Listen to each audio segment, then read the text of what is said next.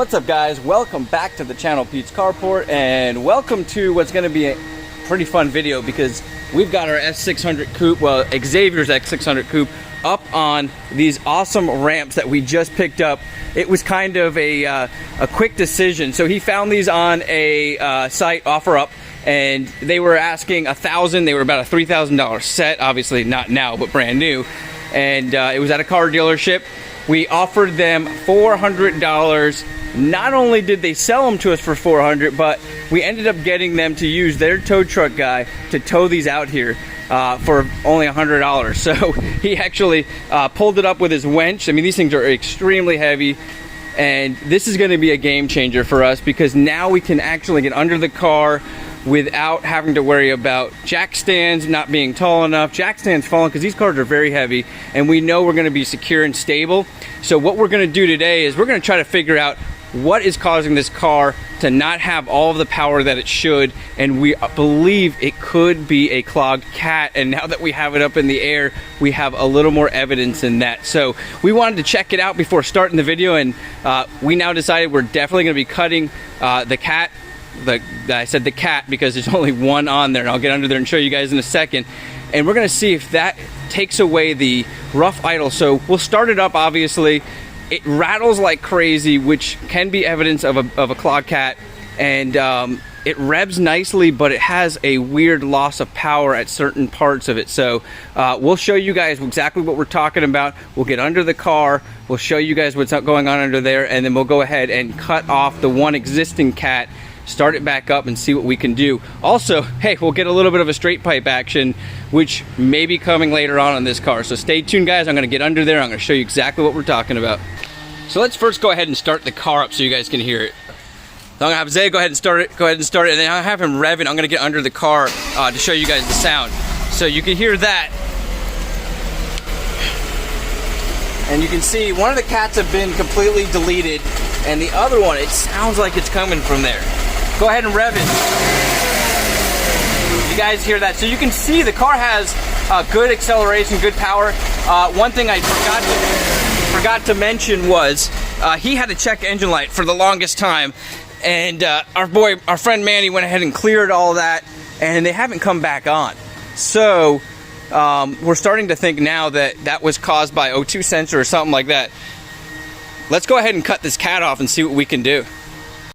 Alright, guys, so the thing that I forgot to mention when I was showing you underneath here is how much heat is coming from the one cat that is still on the car, whereas this other side has a lot less heat. We had this car running for maybe 5 minutes when we were putting it up on the ramp, and I mean, I can feel the heat coming from this area. So I really feel like this cat is completely clogged up, causing rattling and obviously loss of performance on the car. So what we want to do is we're going to end up cutting it exactly where they cut the other one off on both sides, and we're not going to have a pipe to put in here, so we're just going to start it up. So it'll be kind of a straight pipe situation. So I'm going to go ahead and set up now, get my goggles on. I've got the saws on. We're going to cut this thing off.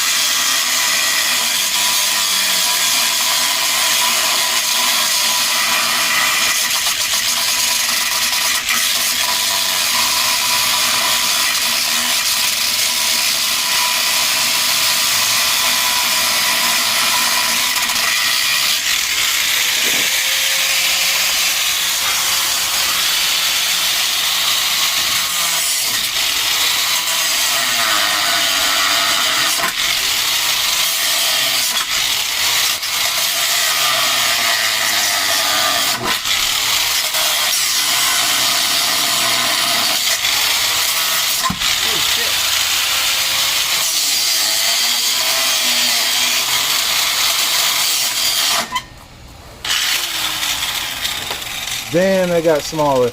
Yeah. Way smaller. It's eating up the blade. And the problem is, it's kind of hard to get in there with the... Well guys, we've been going at it for hours, and this is actually day 2. I went down to AutoZone, picked up another pack of blades, and they just burn right through them. So we're gonna have to get a like a diamond type blade to cut this off. But good news and bad news. We are almost 100% positive now it's the cat. We started it up just because we were excited to hear what it was going to sound like, because it's actually cut off pretty far. If you see there, I ended up using the wheel to cut that, and it shot out chunks. I'll step over there, but you can see them off at the end. And check this out. If I hit it with a hammer, you can hear chunks falling apart, so we know that thing's all clogged up. Now, here's the real bad news. That's transmission fluid that when we were just revving it, it started to pour out there. So now we've got another issue to deal with. But we're gonna finish cutting this cat off, and we're pretty much positive that's the issue with the loss of power. And now we've got to figure this out. So stay tuned, guys. We'll start it up for you because it sounds pretty sick. Not a great sound because you need a muffler with this car, but it does have a very raspy noise to it. So stay tuned. We'll get this thing cut off and show you. These are the chunks that flew out when we revved the engine.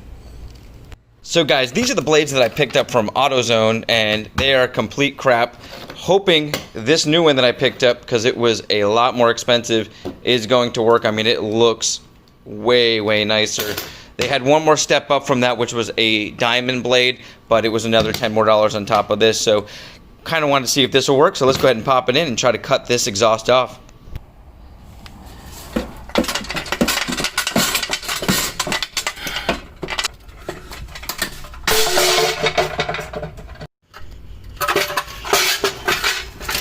So, definitely our rattle.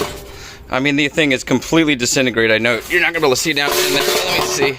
There's just a piece floating around in there, and we're just getting chunks coming out. So, let's go ahead and start it up because I know that that was our issue.